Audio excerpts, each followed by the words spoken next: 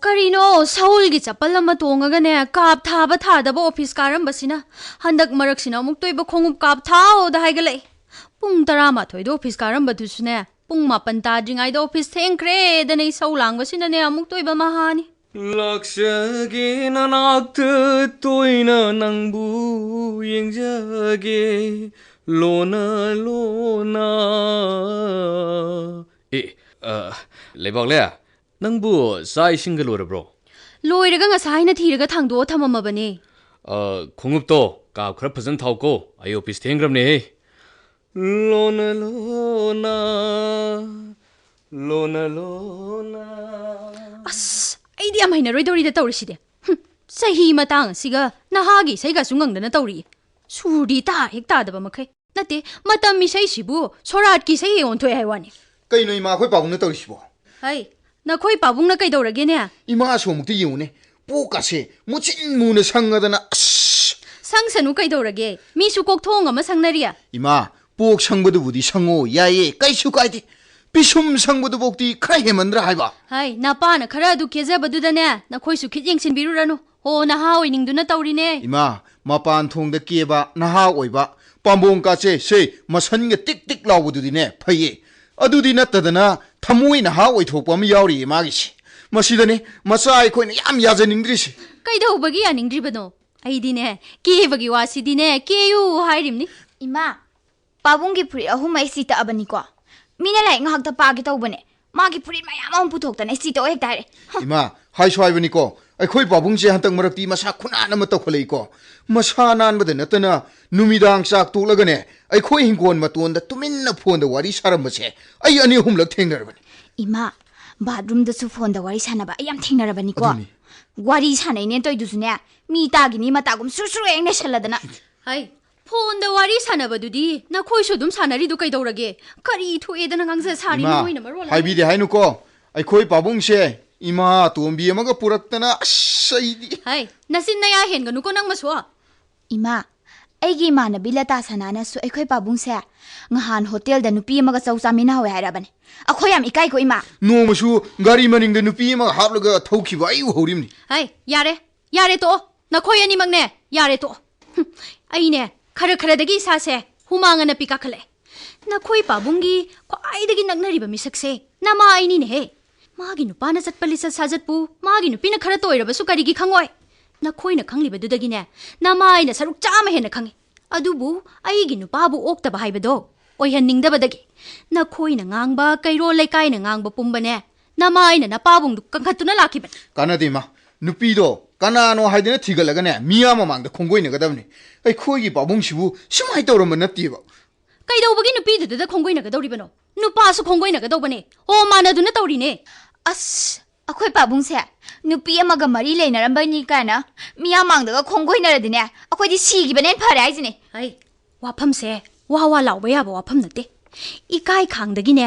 kangkoli haiba thodau do takhini ima tap na ngangna ke ai sa tombia ai pabungi phoi tu isti tak pulu rebron hei ta he pabung kadai pabung thengre hei e pabung bunga han gai di pung 12 helaga office ka dai ne Oi, howjikti director anu bam lagtana thing office ka ba yadrin hei. Pabung khoi ge director dubu sarni maina dum oiri daine. Oi, angang nangna ai khoi office ki director selis hindi khangpo na te tumi layo.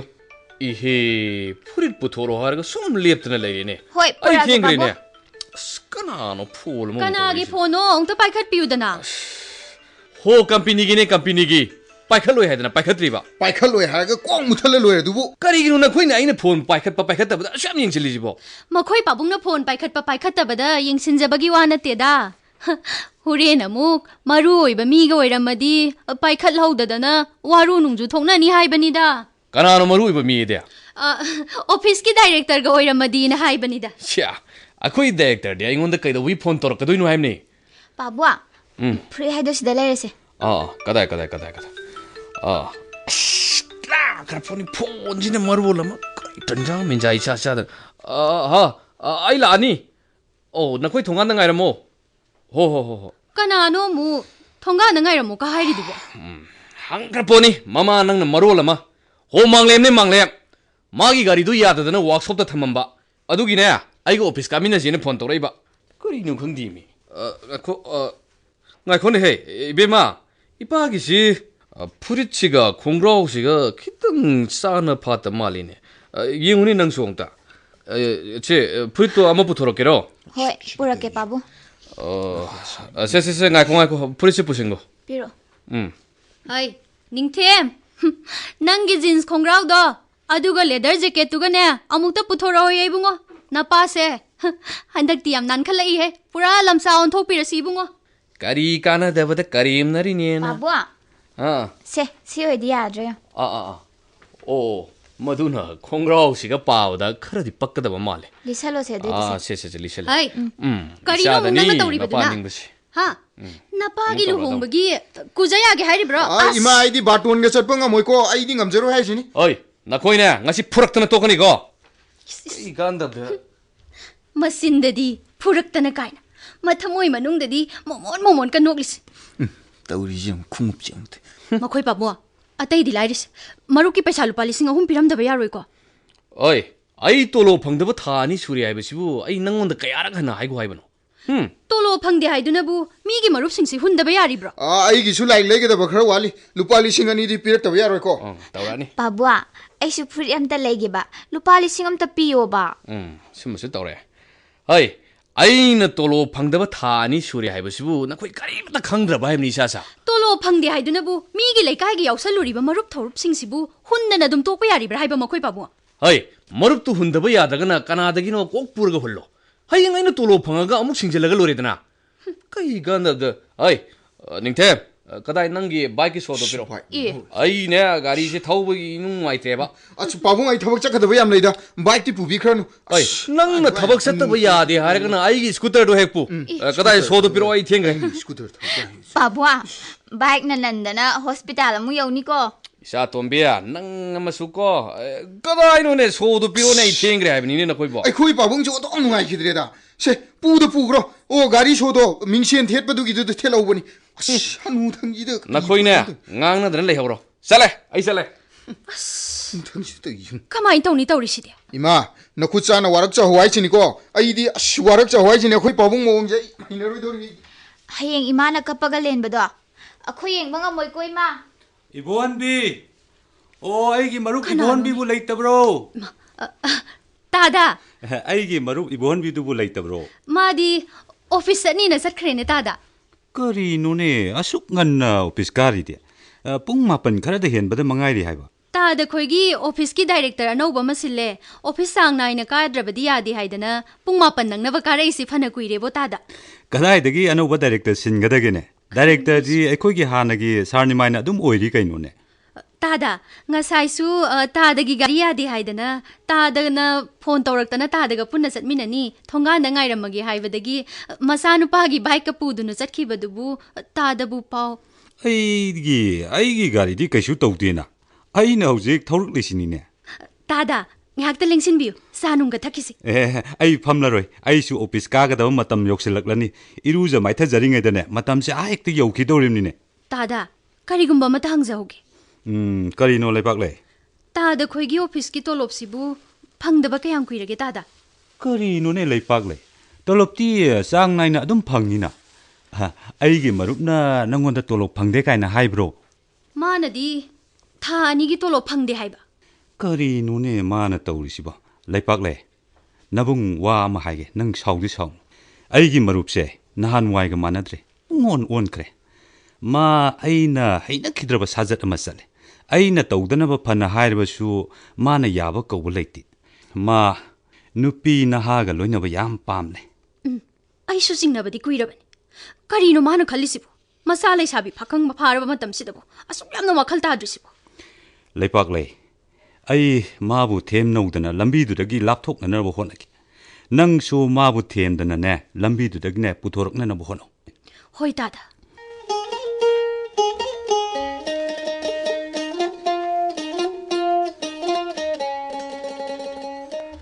Pung tarama thoi tar sibawa kanam to office karak tine tawris pion nei koi di thengba yade haiba makuk thongbu jing di thengla su yai haiba office hek karak padagi officer jing ina kaurak pra haidana na ji thagat na taraga leidorini masi de junate लाइबकनबु फरदी सुटी नुमित्तजु peon अखोइदी ऑफिसरगी मयुमदा थबक हेक्ता fungi ताचाउबा करामत office कारक्ट्रिब्रो तौरसिबो इबेमा का सिगी ओइनदी इबेमा बिनानि इहान हालेदना मयामसी कैदौनरबनो खंगदे पुंग 12 तारबसी फाव office कारक्ट्रिसिनी ताचाउबा अतैदि लाइरिदा अइना सोइ तौबा चंगबदा अखोइगी director दु फाव कारा हौद्री इबेमा अचौबना थेंगबदी फैये मचा अखोइना थेंगबजिनि से नोंगमा दशा तादोरिजे कदौबगी दोसा तादोइनोने ताचाउबा चेदा फजरगा लोइरे अखोइना ऑफिस थेंगना काराबसु ngana kari e haidana soy adum tawi aina ngasi pung 12 da kari idana pung 10 da kari e haidana soy adum tawrami ए हाय सिनदे इबे मन आइंगोंदगी ngana ऑफिस कारी एने तादना तसेंगना ngana ऑफिस कारा अबसु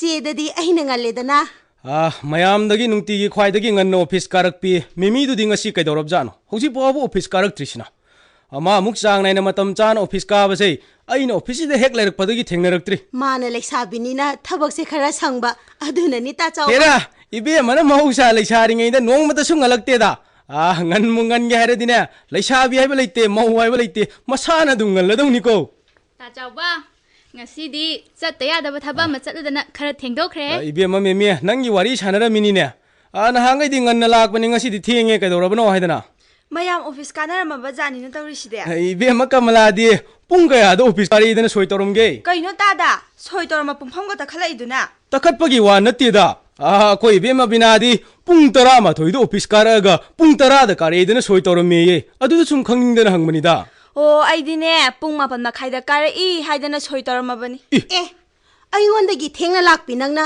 अइंगोंदगी ngale haiduna soy tawramaba कइनो हे आइदि ngसाइना काराबनी इनेगी पुफमदा क्वा चादना लैरुबगी वानी नंगसु अदु फौदे हाइनुदा अइसु इनेगी पुफमदा चंगामिनी इनेगा वारी सानरा यारे तो तानिंद्रे अनिमक अमना इनेगी दा वारी सारै हाय अमना इनेगी दा क्वा सारै हाय हो इने दो ngasi पुफम फमदबनी हाइमा करिनो हारिबसिबो इने दो ngasi अरापदा फिरोय म चटकनी ngasi पुफम फम ngमरोय हाइदना अइंगोंदा ngरांगना हाइरमबनीने ताचाउबा ngasi khara thengdokre इबे मरिना थेंगबगी वारी जी तोजिदा ngसाइदगी ऑफिस ता सानारिबे वारी जे थेंगबै वारी ngक्तनी मयाम ngasi ai khara thengdokre सावबो यादेको थेंगदेदा तामंगलेम पुंग 12 मखाइ ताबदा ngairi ऑफिस कुमनबा रेडी दा लैबिरो नुंगाइ किद्रेदा चावबा नंग सिमा वा ngangbada कोची ma ek कोट कोटलादना ngasibu aikhoigi marup ibonbidubu yorokrabro कदाइदगी योरमगदगेने योरक्ते अइना ऑफिस दा कारकपदने तुमिपो होय पाइरमदे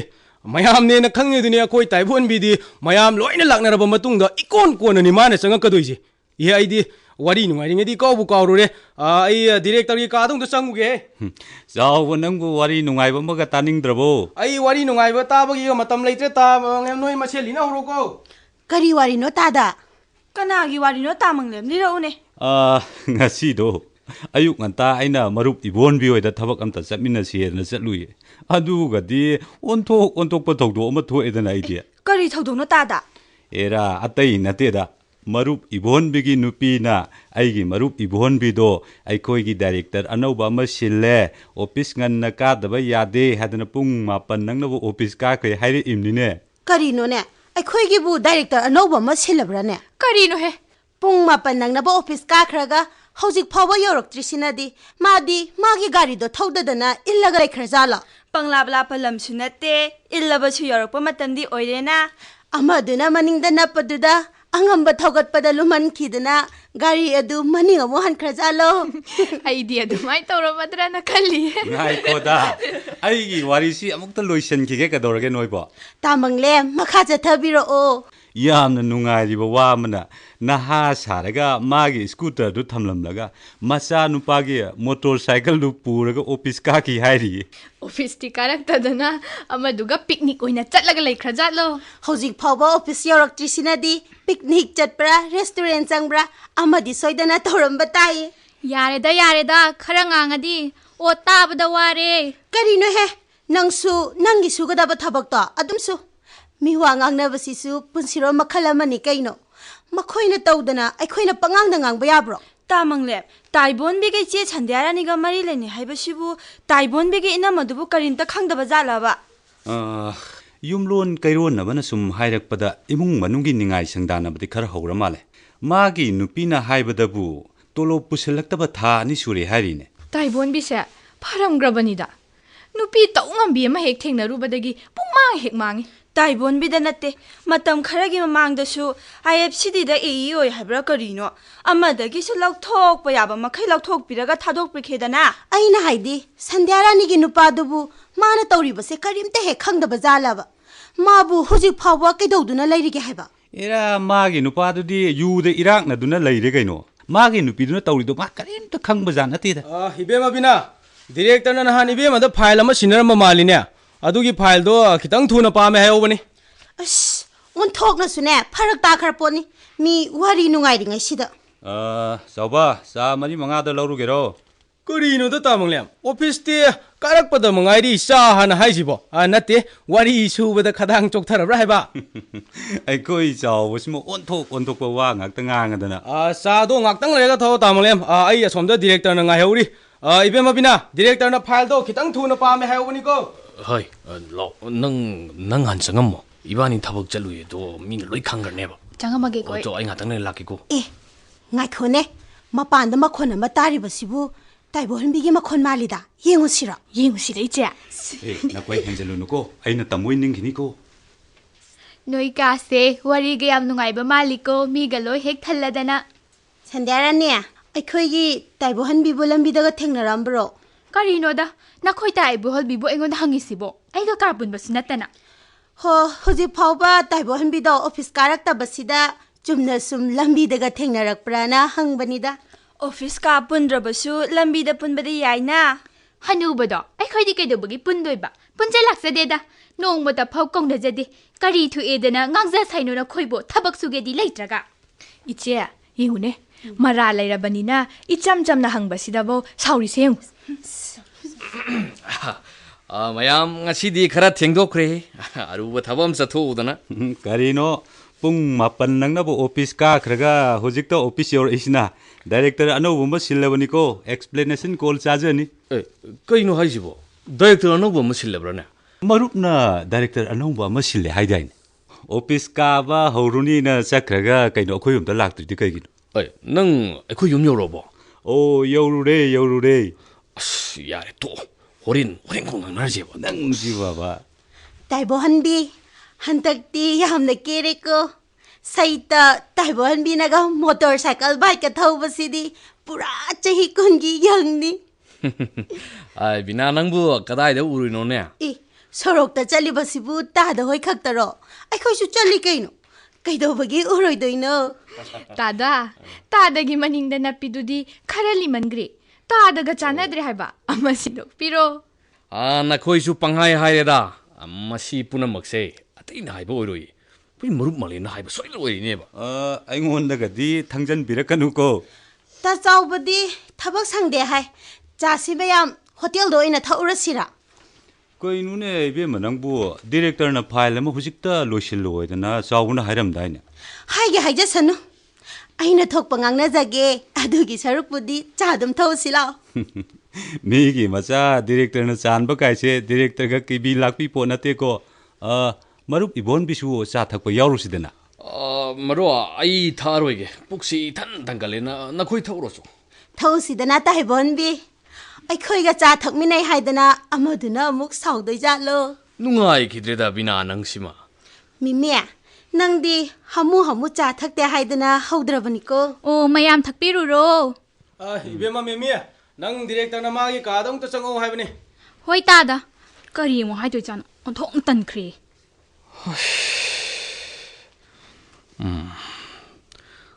karino ne akhoi office ki mi khudima aiga sandharni gi maram sibu loina khangraba jalane karino ne na hojik tabu dabsibo khangdreda ताबिरिबो असै पगदा थुसे mayam loino hotina thoki mayam muru phajdieba sida sum hayo सना साफमदगिने telephone तौरेबा अवातपा सेनफम लुपा लिसिंग नि फुदो पुरगा लाउ नत्रदि सनादो मिंगोंदा पीख्रनि न हाइरेबा ए हौजिकपु लुपा लिसिंग निफु खदादि लौरदोइबा सोइगी तोलो की पैसा सु नंगोंदा lion पिसंग्रदुदि लैट्रसुने कनादगी no पुब्रा लंगब्रा अमा तौबिरो हौजिकपु कनादगी पैसा हंगुदुइनोदा ꯈꯪꯗ꯭ꯔꯦ ꯇꯧꯔꯤꯁꯤ ꯁꯦꯜꯗꯣ ꯍꯪꯅꯤꯡꯉꯥꯏ ꯂꯩꯇ꯭ꯔꯒꯅꯅꯦ ꯅꯪꯅ ꯊꯧꯔꯛꯏꯕ ꯕꯥꯏꯛꯇꯣ ꯕꯟꯗꯣꯞ ꯊꯝꯗꯣꯛꯄ꯭ꯔꯥ ꯌꯣꯟꯊꯣꯛꯄ꯭ꯔꯥ ꯑꯃ ꯇꯧꯕꯤꯈ꯭ꯔꯣ ꯃꯗꯨ ꯌꯥꯔꯣꯏꯗ ꯍꯣꯔꯦꯟ ꯌꯨꯝꯗ ꯑꯃꯨꯛ ꯑꯉꯥꯡꯅ ꯑꯃꯨꯛ ꯂꯥꯟ ꯇꯥꯗꯅ ꯅꯪꯅ ꯄꯤꯗꯕ ꯌꯥꯔꯣꯏ ꯍꯥꯏꯔꯒꯅ ꯍꯟꯗꯛꯀꯤ ꯇꯣꯂꯣꯞ ꯐꯪꯕꯗꯣ ꯑꯗꯨꯐꯥꯎꯇꯪꯗꯤ ꯉꯥꯏꯔꯣ ꯍꯥꯏꯌꯨ ꯀꯩꯅꯣ ꯏꯁ ꯀꯔꯤꯅꯣ ꯇꯧꯔꯤꯁꯤꯗꯤ ꯐꯝꯃꯒꯗꯣ ꯉꯥꯛꯇꯪ ꯇꯥꯊꯣꯛꯈꯤꯒꯦ ꯅꯪꯅ ꯁꯦꯜꯗꯣ ꯄꯤꯕ ꯉꯝꯃꯣꯏ ꯍꯥꯏꯔꯒꯅ ꯑꯩ ꯇꯥꯁꯃꯨꯗ ꯍꯪꯉꯨꯔꯒꯦ ꯀꯩꯗꯧꯕꯒꯤ ꯁꯥꯃꯨꯗ ꯍꯪꯗꯣꯏꯕ ꯁꯥꯃꯨ ꯍꯥꯏꯕ ꯅꯥꯊꯣꯟ ꯆꯧꯗꯨꯅ ꯑꯩꯉꯣꯟꯗꯒꯤ ꯍꯦꯟꯅ ꯄꯩꯁꯥ ꯄꯥꯏꯕ꯭ꯔꯣ ꯃꯥꯅꯦ ꯅꯪꯉꯣꯟꯗ ꯃꯤ ꯑꯃ ꯇꯧꯏ ꯍꯥꯏꯗꯅ ꯑꯩ ꯁꯥꯎꯅꯤꯡ ꯂꯩꯔꯤꯕꯅꯤ ꯊꯝꯒꯦ ꯕꯥꯏꯛꯀꯥꯁꯦ ꯕꯟꯗꯣꯛ ꯊꯝꯒꯦ ꯀꯣꯟꯅꯗ꯭ꯔꯒꯅ ꯌꯣꯟꯊꯣꯛꯀꯦ ꯏꯁꯥꯅ ꯍꯥꯠꯈ꯭ꯔꯒ ꯍꯥꯠꯈ꯭ꯔꯦꯗꯅ ꯀꯔꯤꯅꯣ ꯍꯥꯠꯄ 하이디 ꯅꯪ ꯊꯣꯛꯑꯝꯃꯁꯣ ꯑꯩꯈꯣꯏ ꯑꯅꯤ ꯄꯨꯟꯅ ꯊꯣꯛꯃꯤꯟꯅꯕꯗꯣ ꯐꯖꯗꯦꯕ ꯃꯤꯅ ꯎꯔꯒ ꯆꯠꯂꯣ ꯅꯪ ꯊꯣꯛꯑꯝꯃꯁꯣ ꯑꯩ ꯃꯄꯥꯜꯗ ꯉꯥꯏꯔꯝꯃꯒꯦꯀꯣ ꯑꯩꯈꯣই ꯁ꯭ꯇꯥꯐꯀꯤꯅꯦ ꯃꯤꯁꯤꯡ ꯂꯣꯏꯅ ꯈꯪꯉꯕꯅꯤꯀꯣ ꯈꯔ ꯆꯦꯛꯁꯤꯟꯅ ꯆꯠꯂꯨꯀꯣ ꯀꯔꯝꯅꯣ ꯇꯧꯗꯣꯏꯁꯤꯕꯣ ꯑꯩꯕꯨ ꯍꯣꯔꯦꯟ ꯏꯁꯥꯁꯤꯡꯅ ꯒꯥꯔꯤ ꯀꯗꯥꯏꯗ ꯊꯅꯝꯃꯤ ꯍꯥꯏꯔꯒ ꯑꯩꯅ ꯀꯔꯤ ꯍꯥꯏꯅ ꯈꯨꯝꯕ ꯃꯤꯅ ꯍꯨꯔꯥꯟꯈ꯭ꯔꯦ ꯍꯥꯏꯗꯅ ꯍꯦꯛꯇ ꯈꯨꯝꯕ ꯍꯥꯏꯕꯗꯨꯅꯤ ꯇꯥꯗ ꯃꯗꯨꯅ ꯍꯦꯟꯅ ꯗꯁꯥ ꯇꯥꯖꯅꯤꯀꯣ ꯍꯣꯔꯦꯟ ꯑꯃꯨꯛ ꯄꯨꯂꯤꯁ ꯌꯧꯖꯅꯤ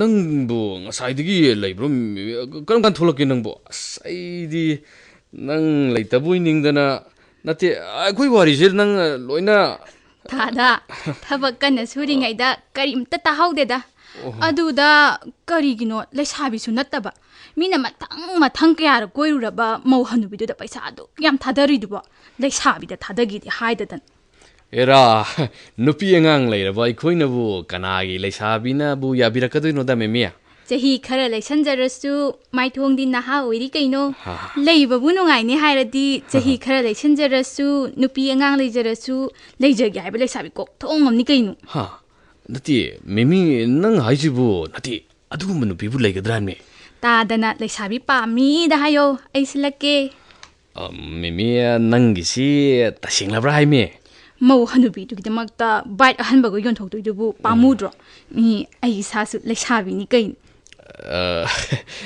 ꯃꯦꯃꯤ ꯅꯪꯒꯤꯁꯤ ꯇꯁꯦꯡꯉꯦꯀꯣ ꯅꯪꯅꯕꯨ ꯇꯁꯦꯡꯉꯦ ꯍꯥꯏꯔꯒꯗꯤ ꯍꯩ ꯀꯩꯗꯧꯕꯒꯤ ꯃꯧ ꯍꯅꯨꯕꯤ ꯃꯥꯒꯤꯗꯃꯛꯇ ꯕꯥꯏꯛ ꯑꯍꯟꯕ ꯌꯣꯟꯖꯔꯨꯕꯗꯒꯦ ꯍꯩ ꯁꯥꯈꯤꯕ ꯁꯅꯥꯗꯨꯁꯨ ꯃꯉꯣꯟꯗ ꯃꯆꯦꯠ ꯑꯃꯐꯥꯎ ꯄꯤꯔꯣꯏ ꯍꯩ ꯅꯪꯉꯣꯟꯗ ꯑꯣꯏꯅ ꯄꯤꯗꯣꯏꯅꯤ ꯀꯩꯅꯣ ꯑꯁꯦꯡꯕꯩꯔꯣ ꯑꯁꯦꯡꯕꯩꯅꯤ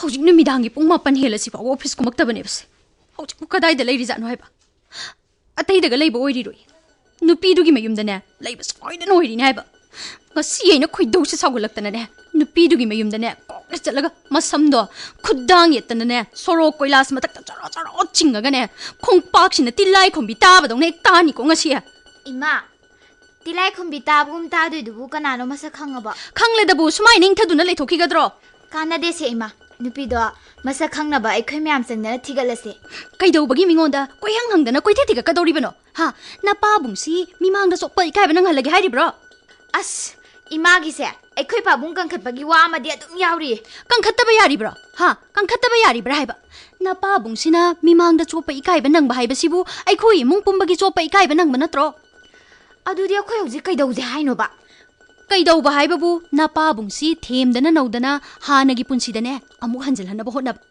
ꯄꯥꯕꯨꯡꯗ ꯏꯃꯥꯅ ꯐꯅꯌꯥꯝ ꯍꯥꯏꯔꯗꯨꯗꯤ ꯄꯥꯕꯨꯡꯅ ꯋꯥꯈꯜ ꯇꯥꯔꯤꯕ꯭ꯔꯣ ꯑꯃꯥꯗꯤ ꯀꯩꯁꯨ ꯇꯧꯕ ꯅꯠꯆꯗꯦ ꯃꯤꯅ ꯄꯪꯍꯥꯏ ꯍꯥꯏꯖꯤꯟꯕꯅꯦ ꯑꯗꯨꯝ ꯍꯥꯏꯔꯤꯗꯨꯅꯦ ꯀꯔꯤ ꯃꯤꯅ ꯄꯪꯍꯥꯏ ꯍꯥꯏꯖꯤꯟꯕ ꯍꯥꯏꯗꯤ ꯃꯤꯅ ꯄꯪꯍꯥꯏ ꯍꯥꯏꯖꯤꯟꯕ ꯍꯥꯏꯕꯕꯨ ꯀꯔꯤꯅꯣ ꯊꯥ 2ꯒꯤ ꯇꯣꯂꯣꯞ ꯌꯨꯝꯗ ꯄꯨꯁꯤꯜꯂꯛꯇ꯭ꯔꯤꯕ ꯍꯅꯨꯊꯪꯁꯤꯗ ꯀꯦꯕꯗ ꯃꯆꯨꯝ ꯇꯥꯔꯤꯕꯁꯤꯕꯨ ꯃꯤꯅ ꯄꯪꯍꯥꯏ ꯍꯥꯏꯖꯤꯟꯕꯅꯤ ꯍꯥꯏꯗꯅ ꯍꯦꯛꯇ ꯂꯩꯊꯣꯛꯄ ꯌꯥꯔꯤꯕ꯭ꯔꯥ ꯍꯥꯏꯕ ꯑꯁ ꯈꯪꯗ꯭ꯔꯦ ꯏꯃꯥ ꯉꯍꯥꯛ ꯂꯩꯒ ꯑꯃꯨꯛ ꯁꯥꯎꯏ ꯄꯥꯕꯨꯡ ꯑꯃꯨꯛ ꯀꯪꯈꯠꯂꯤ ꯑꯩꯈꯣꯏ ꯀꯩꯗꯧ ꯍꯥꯏꯅꯣ ꯏꯃꯥ ꯄꯨꯡꯁꯤ 9 ꯍꯦꯜꯂꯕꯅꯤ ꯆꯥꯛ ꯏꯁꯤꯡ ꯆꯥꯅꯅꯕ ꯇꯧꯕꯤꯔꯨꯔꯣ ꯏꯂꯤꯛꯂꯥꯏꯒ ꯑꯩꯈꯣꯏꯅꯤꯗꯤ ꯆꯥꯔꯕꯅꯤꯀꯣ ꯅꯈꯣꯏ ꯑꯅꯤꯅꯦ ꯅꯕꯨꯛꯇꯣ ꯀꯥꯏꯕ ꯃꯈꯩ ꯆꯥꯎ ꯑꯩꯗꯤꯅꯦ ꯆꯥꯅꯤꯡꯗꯦ ꯅꯪ ꯄꯥꯕꯨꯡ ꯂꯥꯛꯄ ꯉꯥꯏꯈꯤꯅꯤ ꯍꯥꯏꯁꯤꯅꯤ ꯄꯥꯕꯨꯡꯅ ꯈꯖꯤꯛꯇꯪ ꯇꯧꯕꯗ ꯏꯃꯥꯅ ꯁꯔꯨꯛ 100 ꯍꯦꯟꯅ ꯈꯝꯕꯜ ꯆꯥꯎꯕꯗꯨꯗꯤ ꯈꯔ ꯍꯦꯟꯃꯟꯗ꯭ꯔꯣ ꯏꯃꯥ ꯀꯔꯤ ꯑꯩꯕꯨ ꯈꯝꯕꯜ ꯆꯥꯎꯕ ꯀꯥꯏꯗꯦ ꯑꯩꯕꯨ ꯈꯝꯕꯜ ꯆꯥꯎꯕ ꯀꯥꯏꯗꯤ ꯀꯔꯤꯅꯣ ꯉꯁꯤ ꯑꯩꯅ ꯁꯥꯎꯔꯛꯇꯅꯅꯦ ꯃꯃꯥ ꯃꯆꯥ ꯑꯅꯤꯒꯤ ꯃꯔꯛꯇ ꯈꯥꯔꯤꯕ ꯄꯟꯗꯣ ꯃꯗꯨ ꯋꯥꯡꯃꯂꯥꯅ ꯍꯥꯏꯔꯛꯑꯕꯗꯤꯅꯦ ꯅꯪꯅꯦ ꯐꯔꯣꯏꯀꯣ ꯃꯃꯥ ꯃꯆꯥ ꯑꯣꯏꯕꯒꯤ ꯃꯔꯛꯇꯕꯨ ꯉꯪꯅ ꯁꯪꯅ ꯌꯥꯗꯕ ꯀꯔꯤ ꯄꯜꯕꯨ ꯈꯥꯔꯤꯕꯒꯤ ꯏꯃꯥ ꯂꯧꯅꯗ꯭ꯔꯤꯉꯩ ꯂꯩꯁꯥ ꯄꯥꯈꯪ ꯑꯣꯏꯔꯤꯉꯩꯗ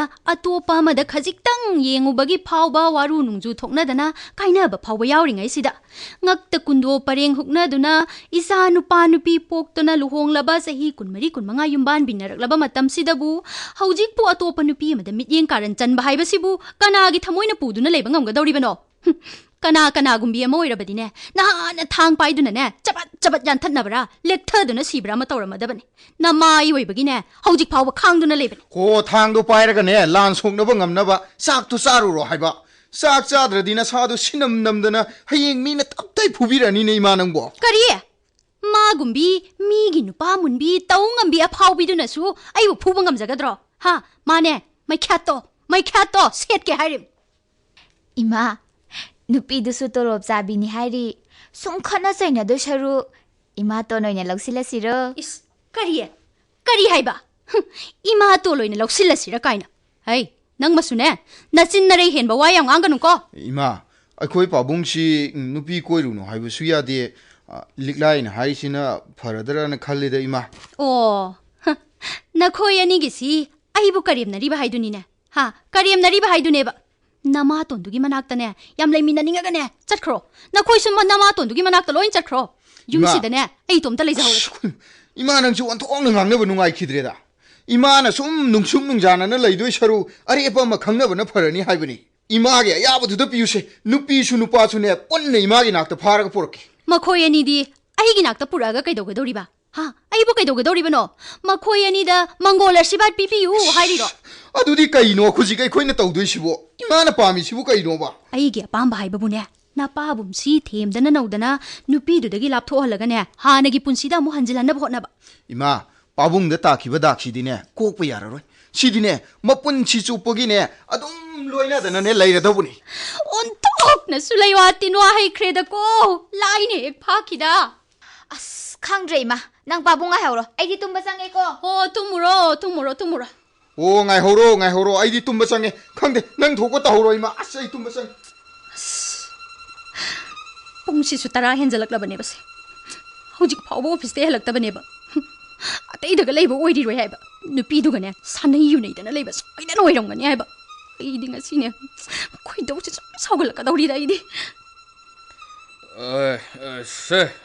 ꯁꯪꯉꯣ ꯂꯣ ꯀꯩꯝ ꯈꯜꯂꯨꯅꯣꯃꯦ. ꯑꯁ ꯑꯩ ꯂꯩꯁꯤꯗꯤ ꯀꯤꯔꯨꯅꯣ. 에라 미나의 누피 몬다 그냥 왜 기도이노? 하우직티 юм시기 마푸 낭나 오이라 도이니 게노.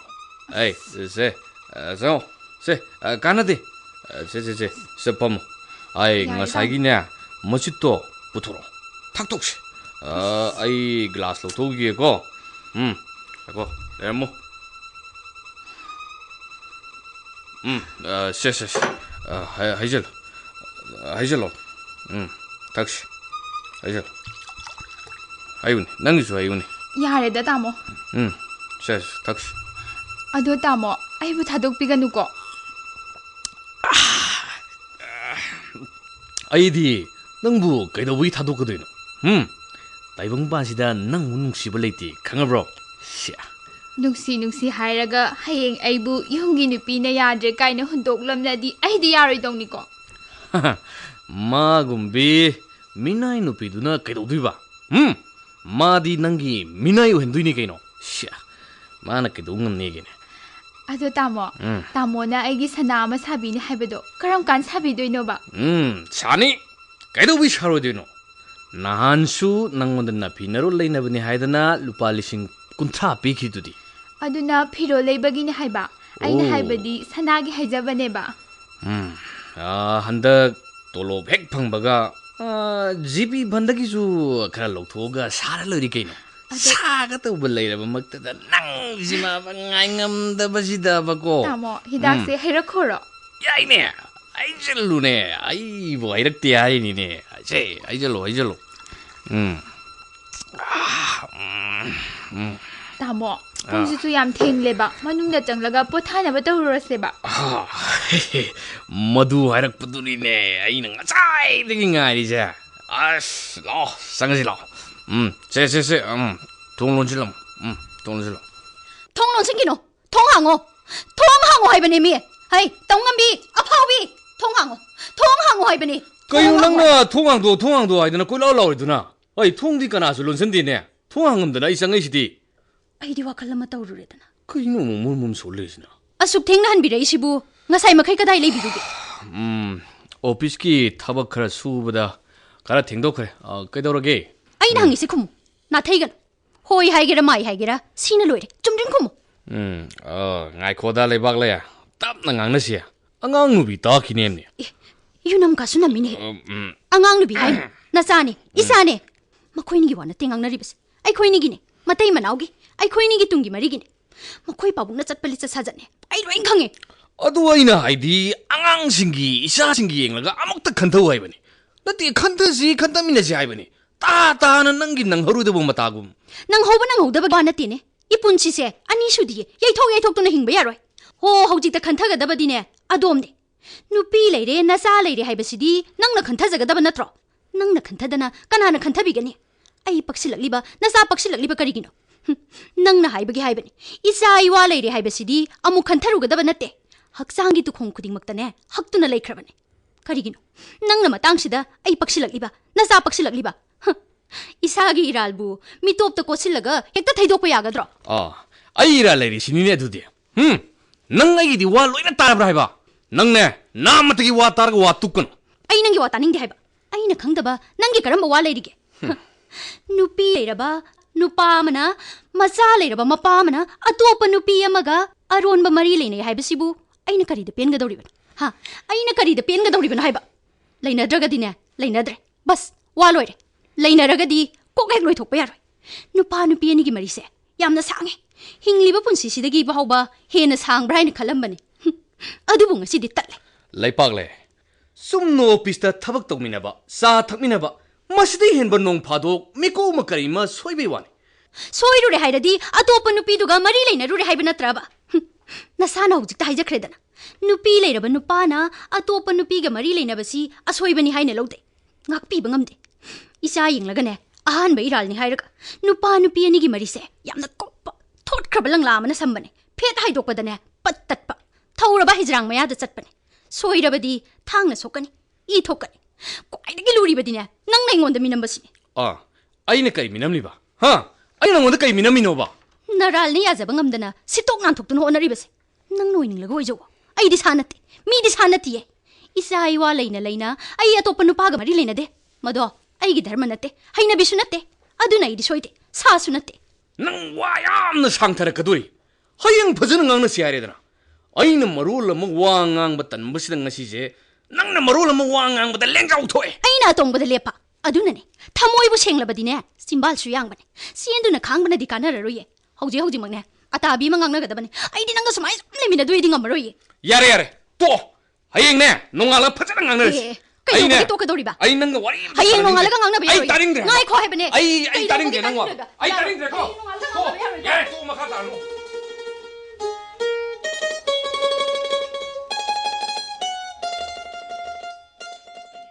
Iche Taibonbiga Sandyaraniga kainaraga atopa amaga mung mari leinare haisibu nupidubu kanano khangbra. Atay kana sunatiye. Aikoigi staff ta yawi mimiga ne amuk nusi mari leinare.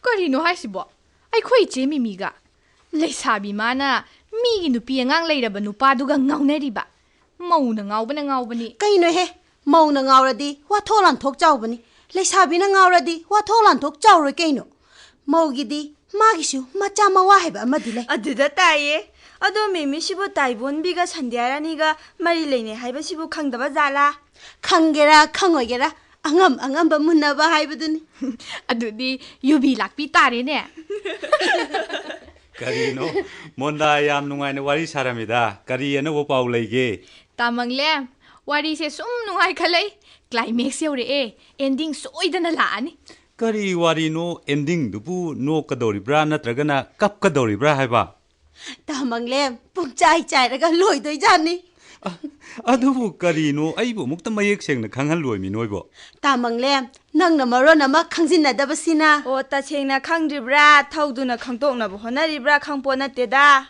tasengna ai khangdabani bema o ta dagi marupto sak phajabi sandyarani kainaraga atopa amaga muk nungsi mari leinare hairiye ꯀꯔꯤꯅꯣꯅꯦ ꯑꯗꯨꯗꯤ ꯃꯥꯅ ꯍꯟꯗꯛ ꯅꯧꯅ ꯑꯃꯨꯛ ꯃꯔꯤ ꯂꯩꯅꯩꯗꯨꯗꯤ ꯀꯅꯥꯅꯣ? ꯍꯣ ꯑꯇꯩ ꯀꯅꯥ ꯅꯠꯇꯤꯌꯦ ꯑꯩꯈꯣꯏꯒꯤ ꯁꯤꯗ ꯐꯝꯕꯤ ꯏꯆꯦ ꯃꯤꯃꯤꯗꯣ ꯏꯆꯦ ꯃꯤꯃꯤꯒ ꯑꯃꯨꯛ ꯅꯨꯡꯁꯤ ꯃꯔꯤ ꯂꯩꯅꯔꯦꯌꯦ. ꯑꯩ ꯀꯩꯅꯣꯝꯃ ꯅꯤꯡꯁꯤꯡꯂꯛꯑꯦ. ꯅꯍꯥꯟ ꯅꯣꯡꯃ ꯃꯔꯨꯞ 이보헌비가 ꯃꯦꯃꯤ가 ꯗꯨꯀꯥꯟ ꯑꯃꯗ ꯀꯔꯤꯅꯣ ꯂꯩꯃꯤꯟꯅꯍꯧꯕ 우ꯔꯝꯃꯤꯅꯦ. ꯑꯩꯗꯤ ꯆꯨꯝꯅ ꯁꯨꯝ ꯗꯨꯀꯥꯟꯗ ꯃꯥꯒꯤ ꯄꯣꯠ ꯂꯩꯅꯔꯤꯕꯣꯏ ꯅꯤꯡꯉꯦ. ꯑꯗꯨꯒ ꯃꯈꯣꯏ ꯑꯅꯤꯗꯤ ꯅꯨꯡꯁꯤꯅꯔꯤ ꯖꯥꯠ ꯑꯣꯏꯔꯦ. Sidagidi kumhai nungairani haisini. Ngaikone, aisu kainoma nising'e. Mimina nongma thabak changakpa kuidringaida mana haikibadubu. Taibohanbisi mana hana khangi. Taibohanbigi inamaga makhoigi mamaga khangnai haibra karino. Madi office-da hek karakpadagi Taibonbida emtoduna leirajat oire. 미호이바나부 닝부 닝크라디 농마디 소이드레 하이바디네 하. 나코이 가시 온통나 순 누가이 크라보이다고. 타박디 수수데 와리디 파나 파자나 수레 해봐. Nungaitadi kaino tada. 시다 팜미도주 파나 타와이 야운 오피스 가다나 타박 수람바니. 나코이 마얌기 딴바기 레이나 실롱나라브라 카리노. 합다 묵시디 오피스 까지 땡땡나 까라가 ngan 한바마 따우리에 마기 타이본 비지주 농모토 오피스 ngan나 까락 떼네샤 디렉터나 ngan가주 마나 톡고마 둥 콤미 호지 파워 오피스 까락 떼 따우리 Tada, leina manadana yauraktrine. 와리 누가이링이다 아이디 까부 까우로레 타망렘 디렉터나 마기 까다 웅토 상고 하요보니 아스 이거 까리 뭐 하이도샤노 따우리시고 कोई बेमा बिना कोई the director न फना सावरजु ममित मना खर खचल लगा दुम तेथा हली तामंगलियम जु कइनो डायरेक्टर न तेथा न उपाय म तौबिरोदना आई खोइना मिसी खतलुरदी मनाक्ता लेरंबा पेपर वेटना थोमक्तने नखांगजि काइदुजानि साउबा आई लाइबक गेंगु बाहायबदुनि फरे फरे येंबिरो तामंगलियम थबक तिनिंग थिनुगाइना सुद्रबनिना डायरेक्टर की मनाक्ता चंगबजि कई लेबदौना कीरिये ꯑꯩꯈꯣꯏ ꯄꯥꯕꯨꯡ ꯑꯣꯐꯤꯁ ꯀꯥꯔꯛꯇ꯭ꯔꯤꯕ? 이bungo ꯑꯩꯈꯣꯏ ꯄꯥꯕꯨꯡ ꯍꯥꯏꯁꯤꯕꯨ ꯀꯅꯥ? ꯇꯥꯃꯣ, ꯑꯩꯅ ꯍꯪꯖꯔꯤꯁꯦ ꯂꯥꯏꯁ꯭ꯔꯝ 이보헌비ꯕꯨꯅꯤ. ꯑꯩꯈꯣꯏ ꯇꯥꯏꯕꯣꯟꯕꯤꯒꯤ ꯑꯉꯥꯡ ꯑꯣꯏꯔꯦꯀꯣ. ꯅꯈꯣꯏ ꯄꯥꯕꯨꯡꯗꯤ ꯍꯧꯖꯤꯛ ꯐꯥꯎꯕ ꯑꯣꯐꯤꯁ ꯀꯥꯔꯛꯇ꯭ꯔꯤꯅꯦ. ꯍꯧꯖꯤꯛ ꯐꯥꯎꯕ ꯑꯣꯐꯤꯁ ꯀꯥꯔꯛꯇ꯭ꯔꯤꯕ? ꯐꯩ. ꯀꯔꯤꯒꯨꯝꯕ ꯑꯝꯇ ꯍꯪꯖꯒꯦ. ꯑꯣꯐꯤꯁꯁꯤꯗ ꯊꯕꯛ ꯇꯧꯕꯤ ꯁꯟꯗ꯭ꯌꯥꯔꯥꯅꯤ ꯀꯧꯕꯤ ꯑꯃ ꯌꯥꯎꯕ꯭ꯔꯥ? ꯌꯥꯎꯏ ꯏꯕꯨꯡꯉꯣ ꯌꯥꯎꯏ. ꯀꯔꯤ ꯍꯥꯏꯒꯗꯕ? ꯃꯥ ꯀꯗꯥꯏꯗ ꯐꯝꯃꯤ? ꯃꯥꯒ ꯑꯃꯨꯛꯇ ꯎꯅꯖꯒꯦ. ꯏꯕꯨꯡꯉꯣ ꯅꯪ ꯀꯥꯁꯤꯗ ꯉꯥꯏꯍꯥꯛꯇ ꯉꯥꯏꯔꯝꯃꯨ. ꯑꯩ ꯃꯥ ꯂꯥꯛꯄ꯭ꯔꯣ ꯑꯝꯇ ꯌꯦꯡꯉꯨꯒꯦꯀꯣ. ꯌꯥꯔꯅꯤ ꯇꯥꯃꯣ, ꯑꯩꯒ ꯆꯪꯃꯤꯟꯅꯔꯁꯤ. 이bungo 마기 가세 디렉터기 가가 탕나나 팜버니 두다 이bungo가 와리 와타이 사나버도 누가이로다나 떠보니 말라 아마가디네 아이 꺾톡비렇게 나 악다 팜은 먹고시다. 페이 컹니는 시디. Ibungo, kaidobo yaurabage adu phingna laibudubo. 마기 산디아니 하이비두나 아이코이 이뭉다가 짱락다나 아이코이 빠붕 항감이 하이냐.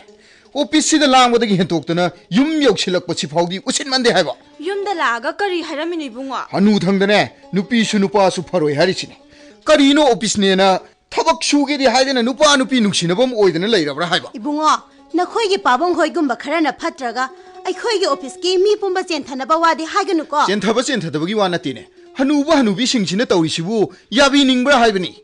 Ibungo, yaninge haidana aikhoina mu karibo hairuba yarige. 시다기디고 이빠 오이게 오유 아모 오이게 오유 아이 란 따로까니 하이신 아이 란 따로까니 산디아라니디 ngasi기 오피스 가락트리네.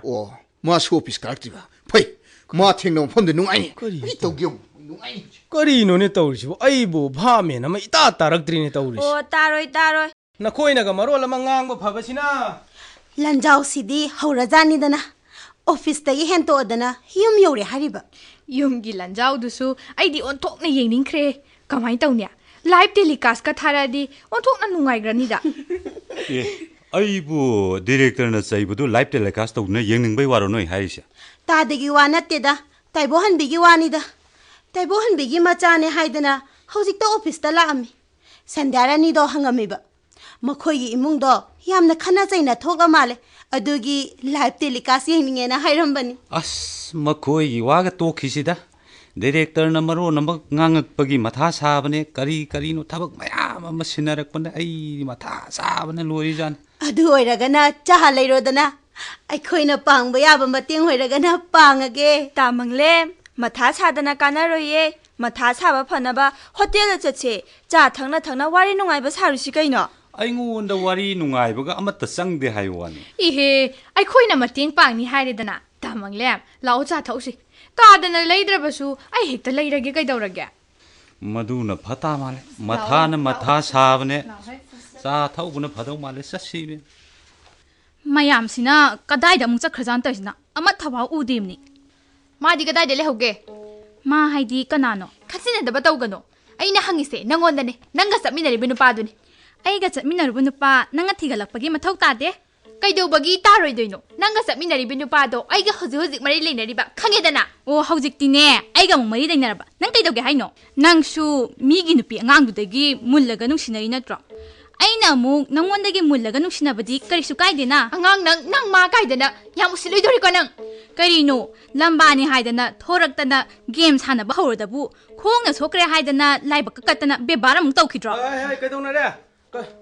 ꯀꯩꯗꯧꯕ ꯌꯥꯎꯔꯦ ꯇꯥ ꯆꯥꯎꯕ ꯀꯩꯁꯨ ꯇꯧꯗꯦꯗ ꯆꯨꯝꯅ ꯁꯨꯝ ꯋꯥꯔꯤ ꯑꯃ ꯁꯥꯟꯅꯔꯝꯕꯅꯤ 이베마 메미 이붕나 낭시 오피스에다 과이다기 짱나이나 오피스 까비니 타박다 타와이 야우비니 람쩨 베바르 파자비니 하이다나 마얌다 하이리바니 아두 낭 한닥 마락시 하나기 이만 마나드레 오피스유 마탐 짜나 까르키드레 따다 ꯑꯩ ꯄꯨꯝꯅꯃꯛ ꯈꯪꯉꯤ ꯄꯨꯟꯁꯤꯗ ꯏꯇꯣꯝꯇ ꯄꯪꯍꯤꯡ ꯍꯤꯡꯒꯦ ꯍꯥꯏꯔꯕꯗꯤ ꯀꯔꯤꯁꯨ ꯂꯩꯇꯕ꯭ꯔꯥ ꯍꯥꯏꯅ ꯈꯜꯂꯤ ꯑꯗꯨꯕꯨ ꯁꯃꯥꯖꯀꯤ ꯃꯍꯤꯛ ꯃꯆꯥ ꯑꯃꯇꯪ ꯐꯥꯗꯣꯛꯀꯦ ꯈꯜꯂꯨꯕꯁꯤꯗꯤ ꯑꯔꯥꯏꯕ ꯑꯣꯏꯔꯝꯗ꯭ꯔꯦ ꯆꯪꯁꯤꯜꯂꯨꯔꯕ ꯈꯣꯡꯐꯝꯅꯤꯅ ꯍꯟꯗꯤ ꯍꯜꯂꯔꯣꯏ ꯄꯨꯟꯁꯤ ꯈꯣꯡꯆꯠꯁꯦ ꯌꯥꯝꯅ ꯂꯨꯕꯅꯤ ꯆꯦꯛꯁꯤꯟꯅ ꯆꯠꯀꯗꯕꯅꯤ ꯑꯃꯨꯛꯇꯪ ꯈꯨꯗꯤ ꯊꯤꯈꯤꯕꯗ ꯄꯨꯟꯁꯤ ꯆꯨꯞꯄ ꯍꯧꯒꯠꯄ ꯉꯝꯃꯣꯏꯗꯣꯔꯤꯕꯅꯤꯀꯣ ꯑꯩ ꯈꯪꯉꯤ ꯇꯥꯗ ꯐꯔꯦ ꯐꯔꯦ ꯊꯕꯛ ꯁꯣꯔꯣ ꯑꯩꯗꯤ ꯅꯈꯣꯏ ꯃꯁꯦꯜ ꯂꯥꯎꯅꯔꯩꯕꯣꯏ ꯇꯥꯔꯨꯔꯦ ꯑꯩꯃ ꯇꯥꯃꯣ ꯁꯅꯥ ꯄꯨꯕꯤꯔꯛꯂꯕꯣ ꯄꯣꯔꯦ ꯂꯣꯏꯕ ꯉꯥꯏꯕꯗ ꯈꯔ ꯊꯦꯡꯗꯣꯛꯈ꯭ꯔꯦ ꯀꯌꯥꯃꯨꯛ ꯆꯪꯕꯤꯈ꯭ꯔꯒꯦ ꯌꯥꯝꯕ ꯅꯠꯇꯦꯗ ꯅꯪꯅ ꯈꯔ ꯄꯤꯔꯛꯄꯗꯨꯒ ꯀꯩꯒ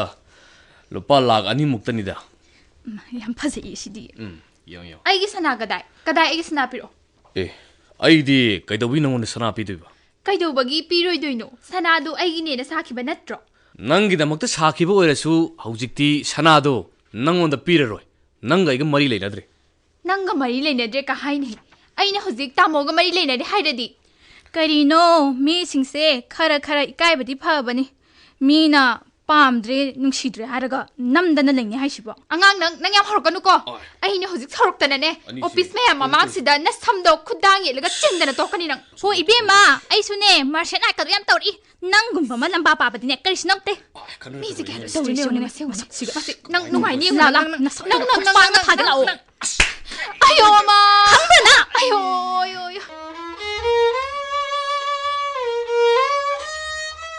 이마 ꯑꯩꯈꯣꯏ ꯄꯥꯕꯨꯡꯅ ꯇꯧꯔꯤꯁꯤ ꯌꯥꯝ ꯍꯦꯟꯃꯜꯂꯕꯅꯤꯀꯣ ꯑꯇꯥꯕꯤ ꯑꯃ ꯉꯥꯡꯅꯕꯅ ꯐꯔꯦ ꯍꯥꯏꯁꯤꯅꯤ ꯍꯩ ꯀꯔꯤꯅꯣꯅꯦ ꯅꯪꯅ ꯑꯇꯥꯕꯤ ꯑꯃ ꯉꯥꯡꯅꯕꯅ ꯐꯔꯕꯅꯦ ꯍꯥꯏꯔꯤꯁꯤꯕꯣ ꯑꯩꯈꯣꯏ ꯀꯩꯔꯣꯏ ꯂꯩꯀꯥꯏꯒꯤ ꯃꯃꯥꯡꯗ ꯃꯥꯏꯁꯤ ꯊꯥꯡꯒꯠꯇꯅ ꯆꯠꯄ ꯉꯝꯗ꯭ꯔꯦ ꯍꯥꯏꯕ ꯏꯃꯥ ꯄꯥꯕꯨꯡꯅꯅꯦ ꯌꯨꯝꯁꯤ ꯊꯥꯗꯣꯛꯇꯨꯅ ꯆꯠꯈꯤꯒꯦ ꯍꯥꯏꯕ꯭ꯔꯥ ꯅꯠꯇ꯭ꯔꯒ ꯑꯩꯈꯣꯏꯅ ꯆꯠꯈ꯭ꯔꯣ ꯍꯥꯏꯕ꯭ꯔꯥ ꯑꯃꯇꯪꯗꯤ ꯈꯪꯅꯕ ꯐꯩ ꯍꯥꯏꯕꯤꯌꯨ ꯅꯤꯡꯊꯦꯝ ꯃꯗꯨꯁꯨ ꯍꯦꯛ ꯌꯥꯕ ꯅꯠꯇꯦꯅꯦ ꯏꯕꯨꯡꯉꯣ ꯐꯅ ꯐꯠꯇꯦ ꯍꯥꯏꯗꯨꯅꯁꯨ ꯅꯈꯣꯏꯕꯨ ꯄꯣꯛꯄ ꯅꯄꯥꯅꯤ ꯍꯥꯏꯗꯕ ꯌꯥꯔꯣꯏꯅꯦ ꯏꯕꯨꯡꯉꯣ ꯅꯈꯣꯏꯁꯨꯅꯦ ꯈꯔ ꯐꯥꯊꯕ ꯇꯝꯃꯨ ꯑꯩꯈꯣꯏ ꯄꯥꯕꯅ ꯂꯝꯆꯠꯇꯣ ꯀꯥꯝꯂꯨꯗ꯭ꯔꯒꯕꯨ ꯅꯨꯄꯤꯗꯨꯅ ꯑꯩꯈꯣꯏꯗ ꯆꯪꯂꯛꯇꯅ ꯄꯥꯕꯨꯡ ꯍꯪꯂꯛꯈꯤꯗ꯭ꯔꯣ ꯑꯩꯈꯣꯏꯗꯤꯅꯦ ꯃꯤꯌꯥꯝꯃꯥꯡꯒꯤꯗ ꯁꯤꯈꯤꯕꯅ ꯐꯔꯦ ꯍꯥꯏꯔꯤꯁꯤꯅꯤꯀꯣ ꯍꯣꯏꯅꯦ ꯃꯗꯨꯒꯤ ꯅꯨꯄꯤꯗꯣ ꯌꯨꯝꯗꯒ ꯆꯪꯉꯛꯑꯗꯅ ꯃꯥꯅꯦ ꯇꯥꯕ ꯃꯈꯩ ꯍꯦꯛ ꯐꯨꯔꯒ ꯊꯥꯔꯝꯒꯗꯧꯕꯅꯤ 이마수 찐기 와더니 아이디 윰들 라미 해부주다 성만 키드는 오피스터 sattu나 티루라버니 오피스터 레람더부도 마이 마라이버 퍼라버니 예 ꯅꯪꯗꯤ ꯀꯩꯗꯧꯕꯒꯤ ꯃꯤꯒꯤ ꯑꯣꯐꯤꯁꯇꯗꯤ ꯆꯠꯂꯨꯔꯤꯕ ꯈꯟꯅ ꯆꯩꯅꯕ ꯊꯣꯛꯑꯗꯤ ꯅꯄꯥꯕꯨꯡ ꯈꯛꯇ ꯅꯠꯇ꯭ꯔꯣ ꯏꯀꯥꯏꯕ ꯅꯪꯒꯗꯧꯔꯤꯕꯁꯤꯕꯣ ꯀꯔꯤꯒꯤ ꯏꯀꯥꯏꯕꯅꯣ ꯏꯀꯥꯏꯕ ꯈꯪꯕ ꯃꯤꯅꯕꯨ ꯁꯤꯒꯨꯝꯕ ꯇꯧꯕ ꯍꯧꯅꯕ꯭ꯔꯣ ꯑꯩꯗꯤꯅꯦ ꯄꯥꯕꯨꯡꯅ ꯁꯨꯃꯥꯏ ꯁꯨꯝ ꯇꯧꯗꯣꯏ ꯑꯣꯏꯔꯗꯤꯅꯦ ꯌꯨꯝ ꯊꯥꯗꯣꯛꯑꯒ ꯀꯥꯏꯗꯅꯣꯃ ꯆꯠꯈ꯭ꯔꯅꯤ ꯍꯥꯏꯁꯤꯅꯦ ꯑꯩꯗꯤ ꯅꯨꯡꯉꯥꯏꯈꯤꯗ꯭ꯔꯦꯗꯀꯣ ꯏꯕꯨꯡꯉꯣ ꯅꯍꯥꯛꯁꯤꯁꯨ ꯑꯃꯅ ꯌꯨꯝ ꯀꯥꯏꯅꯕ ꯁꯤꯜꯂꯤꯉꯩ ꯇꯥꯜꯂꯛꯁꯤꯗꯅꯦ ꯅꯪꯁꯨ ꯑꯃꯨꯛ ꯌꯨꯝꯒꯤ ꯐꯛꯂꯥꯡꯒꯤ ꯋꯥꯁꯦ ꯁꯤꯕ ꯍꯧꯔꯛꯑꯕ꯭ꯔꯣ 이마 따모 ꯑꯩꯈꯣꯏ ꯄꯥꯕꯨꯡꯒꯤ ꯋꯥꯐꯝꯁꯦ ꯁꯨꯝ ꯂꯨꯁꯤꯜꯂꯛꯀꯗꯧꯔꯤꯀꯣ ꯑꯣ ꯅꯕꯨꯡꯁꯤꯅ ꯑꯃꯨꯛ ꯌꯨꯝꯒꯤ ꯐꯛꯂꯥꯡꯒꯤ ꯋꯥꯁꯦ ꯁꯤꯔꯤꯉꯩ ꯃꯔꯛꯁꯤꯗ ꯅꯪꯁꯨ ꯑꯃꯨꯛ ꯌꯨꯝꯒꯤ ꯎꯈꯣꯡ ꯐꯨꯛꯄ ꯍꯧꯔꯛꯑꯕꯅꯤꯅꯦ ꯍꯩ ꯅꯈꯣꯏ ꯃꯌꯥꯝ ꯆꯪꯗꯅꯅꯦ ꯌꯨꯝꯁꯦ ꯀꯥꯏꯅꯕ ꯁꯤꯟꯒꯅꯨꯀꯣ 이마 ꯌꯨꯝꯗꯤ ꯑꯩꯈꯣꯏꯅ ꯊꯨꯒꯥꯏꯕ ꯅꯠꯇꯦꯅ ꯑꯩꯈꯣꯏ ꯄꯥꯕꯨꯡꯅ ꯊꯨꯒꯥꯏꯕꯅꯦ ꯑꯃꯒꯤ ꯋꯥꯐꯧ ꯄꯨ ꯊꯥꯡ ꯉꯝꯗ꯭ꯔꯤꯉꯩꯁꯤꯗ ꯑꯅꯤ ꯁꯨꯔꯛꯑꯕꯅꯤꯀꯣ ꯀꯔꯤꯅꯣꯅꯦ ꯑꯃꯨꯛ ꯑꯅꯤ ꯁꯨꯔꯛꯑꯕꯅꯦ ꯍꯥꯏꯔꯤꯁꯤꯕꯣ ꯑꯩꯈꯣꯏ ꯄꯥꯕꯨꯡꯗꯣ ꯃꯥꯒꯤ ꯁꯟꯙ꯭ꯌꯥꯔꯥꯅꯤ ꯍꯥꯏꯕꯤ ꯑꯩꯈꯣꯏꯗꯒ ꯂꯥꯛꯑꯝꯕꯤꯗꯣ ꯑꯗꯨ ꯅꯠꯇꯕ ꯂꯩꯁꯥꯕꯤ ꯑꯃꯃꯨꯛ ꯀꯣꯏꯔꯦꯌꯦ ꯍꯥ ꯅꯨꯄꯤ ꯑꯃ ꯀꯣꯏꯕꯒꯤ ꯋꯥꯊꯣꯛ ꯐꯥꯎꯕ ꯂꯣꯏꯗ꯭ꯔꯤꯉꯩꯁꯤꯗ ꯍꯧꯖꯤꯛꯄꯨ ꯅꯨꯄꯤ ꯑꯃꯁꯨ ꯑꯃꯨꯛ ꯀꯣꯏꯔꯕ 이마 머시디네 라이앵보다 파로로이더블 라이나네 아 시버 파워 좀 로이너라가다바 나이코 릴라이 능나 토퍼 누피 어마 꼬이레 하리두부 쭈머브로 까나노 누피두부 암타 하유니 ꯁꯣꯏꯗ꯭ꯔꯕꯅꯤ ꯇꯥꯃꯣ ꯑꯩꯒꯤ ꯏꯃꯥꯟꯅꯕꯤ ꯑꯃꯅ ꯍꯥꯏꯔꯛꯄꯅꯦ ꯅꯨꯄꯤꯗꯨꯁꯨ ꯑꯩꯈꯣꯏ ꯃꯥꯅ ꯃꯁꯛ ꯈꯪꯕ ꯅꯨꯄꯤꯅꯤꯅꯦ Kanano ne? Mana khang. Ai na masa khang ba haide. Ha, kanano hayo? Abo khoiga laiminaba imana maram yam moi mabuk mo paw yam phei sana khotna baga hai ba nupi do Kanano haisibo. Kanano? magi maming dubu Kanano? Kanano hayo? ningzange Hairo. abo khoirom dagi yumlon ahum mari chatlaga laibi memi do Ha. Miba. Kari? Latagi masa memi na di asumna tawrongani haibadi thajade se. Nakhoi pabung na mabu masa khangrabasu mana di nakhoi pabung bu soidana khangpham thoise. Nakhoi abo khoida nakhoi pabung ga thengna khreda. Ima, ꯑꯩꯈꯣꯏ ꯄꯥꯕꯨꯡꯁꯤ ꯌꯥꯔꯔꯣꯏꯗ ꯃꯃꯩ ꯊꯪꯗꯅꯦ ꯃꯤꯅ ꯍꯥꯠꯈꯤꯕ ꯅꯠꯇ꯭ꯔꯒ ꯖꯦꯜꯗ ꯂꯩꯕꯗꯨꯅꯦ ꯑꯩꯈꯣꯏ ꯄꯥꯕꯨꯡꯅ ꯇꯥꯒꯗꯧꯔꯤꯁꯤ Nang masune wa ngangbada khiti henjala ko. ꯂꯥꯏꯇꯨ Idi. 이마 나사 누파 또 무슨 라이투 나몽 누피 티자 또요리니 코스 카라 비비고서 이마 Ontok na nungai khidrida ko ibungo nang Oi, siya. nanggido aingondda karimnari habdura. Ngasaidagine noi ngangnabsingdo ai loi taribni khangaba. 까리엠나 바나세 데다 빠붕나 끼에바 난저버두다 숨 나하 만드나 숨나 숨 하이저버니 Aine nakhoina karim kathaina ba yaba minatine. Khangabra? Pabua ngahan khaidi kaina bu katlabasu lighting gi bu khara thado basu tokpa yaba oirami handaki sidi migi machado leisabinina luhongda ba yaroine Hoi, satholam daisdane karim kathaina rakano.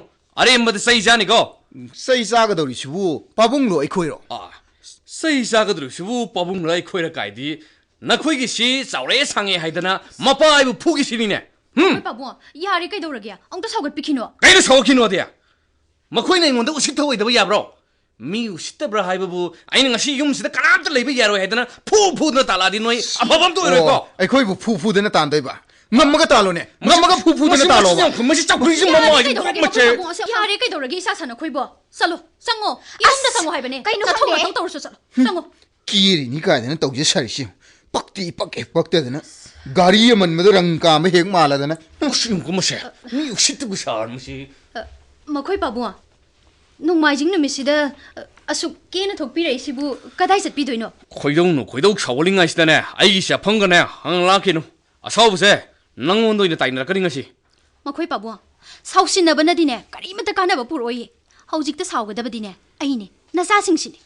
Kaigino makhoi pabungna imong manungi karimata hek khandaba makai izat laikha taba makai nungai ribani do haiduna nungai thokpiriksi. Aikhoina miya mamangsidane ikaibana sire maise thangatuna satpa ngamdre haiba. natine aibu nakhoi karimta khangdraba haimne kaimta khangdraba haiba Makhoi pabungi thamoigi laina sidine kan khraba laina ni he. Aningba pambado phanglaktrab nungsiri hairibadu phawbane hatpa ngamla ibani. Yenba labana makhongna khotuna machinna kuk haiduna matu masa pizana ba koksil masa hana sabagi khande nang haisina di aisi ituisa pigeon english ni ne ha pigeon english ni ne ba sanga dine saraga da lebe yai miyoi bai khoi dine izat laina hingba haiba masu leibani ai aisi bune izat laikha taraba mi dono ne ngang sakano khangabra miyoi base ngasi di laikut lairai da leitre phi se thamoi di kok yaude mahai haite haidana bu thamoi ma phi komthok piri basibu adungai phi se tringai ipai pu ningsing biribra amot akai hapu hanai mayam chingthok tana nungsitna phi chingthok tana sanaraklaga tasin khomjin dadana yai ki gatana somnai thokadro ai ko yare nang wa do ai taningre yare to kana nung pholai sina hello ai hoji yum lady lere moi lake kare kaidobi nang di laktoi ba ha kare akhoi thonga da sangi haiba kino ma haisibo hoi memi nati nang sida kaido lai no haimni aya nang kaido lai no haimni sida oh haina risidi summedana nang magnasu aigi yumdaga changaktana hai nang asu amna migi tawbi man khangdisi kaigino ha oi karino nangna migi massage da ngangi dubo makhoi babung ta tumina lebiko hai aigi imung manungna ipamgi miyoi singna nakhoi imung manunggi awabada tawkhiba pangbi khiba mateng mayamdu nang kari mata ningsingdre ha natro nang kari mata ningsingdra ba natro adudagi hendoktana nakhoi na chin no pana na heina singtambada phawba ai magna dur yauna pangbi khiba mateng dubu nang loina kauthoba natro ha ꯑꯗꯨꯁꯨ ꯇꯣꯛꯈ꯭ꯔꯣ ꯅꯈꯣꯏ ꯄꯥꯕꯨꯡꯅ ꯃꯄꯥꯟꯗ ꯂꯥꯌꯦꯡꯕ ꯆꯠꯄ ꯃꯇꯝꯗ ꯄꯥꯡꯈꯤꯕ ꯃꯇꯦꯡ ꯃꯌꯥꯝꯗꯨꯕꯨ ꯂꯣꯏꯅ ꯀꯥꯎꯊꯣꯛꯄ ꯃꯈꯩ ꯅꯪꯅ ꯇꯧꯔꯤꯕꯁꯤ ꯀꯩꯅꯣ ꯍꯥ ꯀꯩꯅꯣ ꯍꯥꯏꯕ ꯅꯪꯅ ꯇꯧꯔꯤꯁꯤ ꯏꯅꯦ ꯈꯣꯏꯅ ꯑꯩꯈꯣꯏꯒꯤꯗꯃꯛꯇ ꯍꯣꯠꯅꯕꯤꯈꯤꯕ ꯃꯌꯥꯝꯗꯨꯒꯤꯅꯦ ꯉꯁꯤ ꯑꯩꯅ ꯏꯅꯦ ꯈꯣꯏꯗ ꯂꯥꯛꯆꯔꯤꯕꯁꯤ ꯑꯣ ꯑꯩꯈꯣꯏꯅ ꯄꯥꯡꯕꯤꯈꯤꯕ ꯃꯇꯦꯡ ꯃꯌꯥꯝꯗꯨꯒꯤ ꯑꯣꯏꯔꯦ ꯉꯁꯤ ꯅꯪꯅ ꯅꯪꯒꯤ ꯅꯄꯥꯒꯨꯝꯂꯕ ꯃꯥꯃ ꯑꯁꯤꯗ ꯂꯩꯔꯅꯤꯗꯣ ꯍꯥꯏꯗꯨꯅ ꯂꯥꯛꯏꯕꯁꯦ ꯑꯦ ꯅꯪꯒꯤꯁꯤꯗꯤ ꯃꯤ ꯑꯃꯨꯛ ꯁꯤꯗꯕꯩ ꯋꯥꯅꯤꯅꯦ ꯃꯁꯤ ꯃꯈꯨꯔꯥꯏꯁꯤ ꯊꯨꯗꯦꯛꯀꯦ ꯃꯁꯤ ꯏꯃꯥ ꯉꯥꯏꯈꯣ ꯃꯈꯨꯔꯥꯏꯁꯤ ꯊꯨꯗꯦꯛꯀꯦ ꯋꯥꯒꯤ ꯋꯥ ꯆꯨꯝꯅ ꯉꯥꯡꯉꯨ ꯅꯈꯣꯏꯅꯅꯦ ꯐꯨꯕ ꯆꯩꯕ ꯌꯥꯕ ꯃꯤ ꯅꯠꯇꯦ ꯈꯪꯉꯕꯣ ꯅꯪ ꯑꯩꯕꯨ ꯈꯪꯕ꯭ꯔꯥ? ꯈꯪꯉꯤ ꯀꯩꯗꯧꯕꯒꯤ ꯈꯪꯉꯣꯏꯗꯧꯔꯤꯕꯅꯣ? ꯑꯣ ꯈꯪꯅ ꯈꯪꯅ ꯅꯄꯥꯒꯨꯝꯕꯁꯤꯗ ꯂꯩꯔꯅꯤꯗꯣꯅ ꯂꯥꯛꯏꯅꯤꯅꯦ. ꯂꯤꯛꯂꯥꯏ ꯑꯩꯒꯤ ꯋꯥꯁꯦ ꯍꯥꯟꯅ ꯑꯝꯇ ꯇꯥꯈꯣ. ꯌꯥꯔꯦ ꯑꯩ ꯅꯪꯒꯨꯝꯕꯤ ꯑꯣꯛꯇꯕꯤ ꯅꯨꯄꯤ ꯑꯃꯒꯤ ꯋꯥ ꯇꯥꯅꯤꯡꯗꯦ. ꯃꯁꯤ ꯂꯩꯀꯥꯏ ꯀ꯭ꯂꯕ ꯃꯩꯔꯥ ꯄꯥꯏꯕꯤ ꯇꯥꯛꯂꯒ ꯈꯣꯡꯒꯣꯏꯅꯔ ꯁꯤꯗ ꯏꯃꯥ ꯑꯩ ꯂꯩꯀꯥꯏ ꯀ꯭ꯂꯕ ꯃꯩꯔꯥ ꯄꯥꯏꯕꯤ ꯑꯝꯇ ꯇꯥꯛꯎꯈꯤꯒꯦꯗ. ꯑꯩꯕꯨ ꯀ꯭ꯂꯕ ꯃꯩꯔꯥ ꯄꯥꯏꯕꯤ ꯇꯥꯛꯂꯒ ꯈꯣꯡꯒꯣꯏꯅꯒꯦ ꯍꯥꯏꯔꯕꯁꯨ ꯈꯣꯡꯒꯣꯏꯅꯕꯤꯌꯨ, ꯍꯥꯠꯀꯦ ꯍꯥꯏꯔꯕꯁꯨ ꯍꯥꯠꯄꯤꯌꯨ, ꯑꯗꯨꯕꯨ ꯑꯩꯒꯤ ꯋꯥꯁꯦ ꯍꯥꯟꯅ ꯑꯝꯇ ꯇꯥꯕꯤꯌꯨ. ꯀꯔꯤꯅꯣ ꯅꯪꯅ ꯍꯥꯏꯅꯤꯡꯉꯤꯗꯣ ꯍꯥꯏꯌꯨ. ꯑꯩꯅ ꯑꯍꯥꯟꯕ ꯑꯣꯐꯤꯁꯇ ꯖꯣꯏꯟ ꯇꯧꯕ ꯃꯇꯝꯗ ꯃꯥꯃꯕꯨ ꯊꯦꯡꯅꯈꯤ. ꯃꯥꯃꯅꯗꯤ ꯑꯩꯕꯨ ꯁꯛ ꯈꯪꯕꯤꯈꯤꯗꯦ. ꯑꯩꯁꯨ ꯃꯌꯥꯝꯅ ꯀꯧꯅꯕ ꯃꯤꯡꯒꯧ ꯇꯥꯗ ꯍꯥꯏꯕꯗꯣ ꯏꯄꯥꯒꯨꯝꯕꯁꯤꯗ ꯑꯗꯨꯝ ꯀꯧꯈꯤ. ꯃꯥꯃ ꯏꯪ ꯇꯞꯄ ꯃꯕꯨꯛ ꯃꯄꯥꯎ ꯐꯕ ꯃꯤꯅꯦ ꯍꯥꯏꯕꯁꯦ ꯑꯩ ꯍꯥꯟꯅꯗꯒꯤ ꯈꯪꯂꯛꯏ. ꯃꯇꯝ ꯈꯔꯒꯤ ꯃꯃꯥꯡꯗ ꯑꯩꯈꯣꯏꯒꯤ ꯑꯣꯐꯤꯁꯇ ꯁꯟꯖꯌꯥꯔꯥꯅꯤ ꯀꯧꯕꯤ ꯅꯨꯄꯤ ꯑꯃ ꯇ꯭ꯔꯥꯟꯁꯐꯔ ꯇꯧꯔꯛꯈꯤ. ꯑꯩꯈꯣꯏꯅ ꯁꯨꯝ ꯇꯥꯕꯗ ꯃꯥꯁꯦ ꯌꯥꯝꯅ ꯇꯧꯉꯝꯕꯤ, ꯅꯨꯄꯥ ꯐꯥꯗꯨꯅ ꯂꯧꯊꯣꯛ ꯆꯥꯊꯣꯛꯄꯤꯅꯦ ꯍꯥꯏꯅ ꯇꯥꯔꯛꯈꯤ. ꯏꯊꯥ ꯊꯥꯖꯗꯅ ꯃꯥꯃꯁꯨ ꯁꯟꯖꯌꯥꯔꯥꯅꯤꯒꯤ ꯂꯥꯡꯗ ꯊꯨꯈꯤ. ꯁꯟꯖꯌꯥꯔꯥꯅꯤꯅ ꯃꯥꯃꯗꯒꯤ ꯂꯧꯊꯣꯛꯄ ꯌꯥꯕ ꯂꯧꯊꯣꯛꯂꯦ. ꯌꯨꯝꯗ ꯇꯣꯂꯣꯞ ꯄꯨꯁꯤꯟꯗ꯭ꯔꯦ ꯍꯥꯏꯕꯁꯦ ꯃꯌꯥꯝꯅ ꯉꯥꯡꯅꯔꯛꯄꯗꯒꯤ ꯑꯩ ꯇꯥꯈꯤ. ꯆꯨꯝꯃꯤ, ꯇꯣꯂꯣꯞ ꯄꯨꯁꯤꯜꯂꯛꯇꯕꯗꯤ ꯊꯥ ꯐꯅꯌꯥꯝꯅ ꯌꯥꯝꯁꯤꯜꯂꯛꯂꯕꯅꯤ. ꯍꯟꯗꯛꯇꯁꯨ ꯁꯟꯖꯌꯥꯔꯥꯅꯤꯒꯤꯗꯃꯛꯇ ꯃꯥꯃꯅ ꯁꯅꯥ ꯑꯆꯧꯕ ꯑꯃ ꯁꯥꯕꯤꯈꯤ. ꯁꯅꯥꯗꯨꯒꯤ ꯑꯁꯥꯃꯟ ꯄꯤꯅꯕ ꯍꯣꯠꯅꯔꯛꯄꯗ ꯒꯥꯔꯤ ꯕꯟꯗꯣꯞ ꯊꯝꯕꯒꯤ ꯋꯥ ꯈꯟꯅꯔꯛꯈꯤ. ꯃꯇꯥꯡꯗꯨꯗ ꯑꯩꯅ ꯏꯀꯥꯏ ꯏꯀꯤ ꯍꯨꯟꯗꯣꯛꯇꯨꯅ ꯄꯨꯝꯅꯃꯛ ꯃꯥꯡꯕ ꯇꯥꯔꯦ ꯍꯥꯏꯗꯨꯅ ꯃꯥꯃꯕꯨ ꯅꯨꯡꯁꯤꯕ ꯁꯥꯁꯤꯟꯅꯈꯤ. ꯃꯥꯃꯁꯨ ꯑꯩꯅ ꯍꯥꯏꯕ ꯌꯥꯕꯤꯗꯨꯅ ꯁꯟꯖꯌꯥꯔꯥꯅꯤꯗꯒꯤ ꯑꯩꯉꯣꯟꯗ ꯑꯣꯟꯁꯤꯜꯂꯛꯈꯤ. ꯁꯅꯥꯒꯤ ꯑꯁꯥꯃꯟꯗꯣ ꯑꯩꯅ ꯄꯤꯔꯒ ꯁꯅꯥꯁꯨ ꯑꯩꯅ ꯂꯧꯁꯤꯟꯈꯤ. ꯁꯦ ꯌꯦꯡꯕꯤꯌꯨ ꯏꯅꯦ, ꯃꯥꯃꯅ ꯁꯟꯖꯌꯥꯔꯥꯅꯤꯒꯤꯗꯃꯛꯇ ꯁꯥꯕꯤꯔꯝꯕ ꯁꯅꯥꯗꯨꯅꯤ. ꯂꯧꯁꯤꯟꯕꯤꯌꯨ ꯏꯅꯦ. ꯃꯥꯃ ꯆꯍꯤ ꯌꯥꯝꯂꯕꯅꯤ. ꯏꯆꯥ ꯂꯩꯁꯥꯕꯤ ꯄꯥꯈꯪ ꯐꯥꯔꯕꯅꯤ. ꯃꯈꯣꯏꯒꯤꯁꯨ ꯈꯔ ꯈꯟꯕꯤꯌꯨ. ꯃꯥꯃꯒꯨꯝꯕ ꯃꯤꯁꯛ ꯑꯃꯅ ꯑꯎ ꯑꯎꯕ ꯐꯥꯕ ꯉꯝꯕꯤ, ꯇꯧ ꯉꯝꯕꯤ, ꯑꯣꯛꯇꯕꯤꯗꯨꯒꯤ ꯂꯥꯡꯗ ꯊꯨꯕ ꯍꯧꯅꯗꯦ. ꯏꯅꯦ ꯑꯩꯈꯣꯏꯅ ꯑꯩꯈꯣꯏꯒꯤꯗꯃꯛꯇ ꯍꯣꯠꯅꯕꯤꯔꯛꯄ ꯃꯌꯥꯝꯗꯨꯒꯤ ꯑꯃꯨꯛꯇꯪꯗꯤ ꯂꯃꯟ ꯁꯤꯡꯕ ꯁꯛꯆꯒꯦ ꯈꯟꯗꯨꯅ ꯏꯀꯥꯏ ꯏꯀꯤ ꯍꯨꯟꯗꯣꯛꯇꯨꯅ ꯃꯥꯃꯕꯨ ꯀꯜꯂꯛꯈꯤꯕꯅꯤ. ꯃꯦꯃꯤ, ꯏꯅꯦꯅ ꯅꯪꯕꯨ ꯌꯥꯝ ꯂꯥꯟꯅ ꯂꯧꯔꯨꯔꯦ. ꯅꯪ ꯏꯅꯦꯕꯨ ꯁꯥꯎꯅꯨꯀꯣ. ꯏꯆꯦ ꯑꯩꯈꯣꯏꯕꯨ ꯋꯥꯔꯧꯒꯅꯨꯀꯣ. ꯈꯪꯗꯕꯅꯤꯅ ꯍꯥꯏꯔꯣꯏꯗꯕ ꯀꯌꯥꯁꯨ ꯍꯥꯏꯈ꯭ꯔꯦ. ꯋꯥꯔꯧꯗꯦꯗ ꯗꯤꯛꯂꯥꯏ. ꯀꯩꯗꯧꯕꯒꯤ ꯋꯥꯔꯧꯗꯣꯏꯅꯣ? ꯊꯕꯛ ꯑꯃ ꯇꯧꯕꯗ ꯃꯍꯩ ꯆꯥꯒꯦ ꯍꯥꯏꯔꯕꯗꯤꯅꯦ ꯃꯤꯋꯥ ꯃꯩꯁꯥꯁꯨ ꯈꯔ ꯃꯥꯌꯣꯛꯅꯕ ꯇꯥꯕꯅꯤ. ꯅꯪꯒꯤ ꯁꯅꯥꯒꯤ ꯑꯁꯥꯃꯜꯗꯣ ꯏꯅꯦꯅ ꯁꯣꯏꯗꯅ ꯄꯤꯒꯅꯤ. ꯄꯤꯔꯛꯂꯅꯨ ꯏꯅꯦ, ꯑꯩ ꯂꯧꯖꯔꯔꯣꯏ. ꯌꯥꯗꯦ ꯌꯥꯗꯦ, ꯀꯩꯗꯧꯕꯒꯤ ꯂꯧꯔꯣꯏꯗꯣꯏꯅꯣ? ꯏꯅꯦ ꯑꯩꯈꯣꯏꯅ ꯍꯣꯠꯅꯕꯤꯕꯅ ꯍꯦꯜꯂꯕꯅꯤ. ꯃꯗꯨꯗꯤ ꯑꯩ ꯂꯧꯖꯔꯔꯣꯏ ꯏꯅꯦ. ꯃꯦꯃꯤ, ꯃꯥꯃ ꯃꯇꯝ ꯀꯨꯏꯅ ꯇꯨꯝꯂꯨꯔ ꯃꯥꯜꯂꯦ. ꯑꯗꯨꯕꯨ ꯉꯁꯤꯗꯤ ꯅꯪꯅ ꯃꯥꯃꯕꯨ ꯃꯤꯀꯞ ꯊꯣꯛꯍꯜꯂꯦ. 이까이크레다. Taramarini Panba Thaja Mahingkai. Thada Mahingkabasidi, Yingbada Pazade. Mida Suadumangai. Kangde. Sambru Masama Tanga Mapam Sana Tungbasidi, Ningoloi Bisingi, Saptogalika Haine. Tagi Mahingdi, Tagi Pazavasing Taba Mahingni. Lamsat Naidaba Migi Mai Tongdi. Mahinkaraba Thazana Pauba. Marak the yingning Taduna. Laisin Marumda, Lotuna Kangi Haine. Asum Naine. Sumsusum Lamgani Kali. Tagi. Taramarini Panba Thaja. Pumang hik manghalida.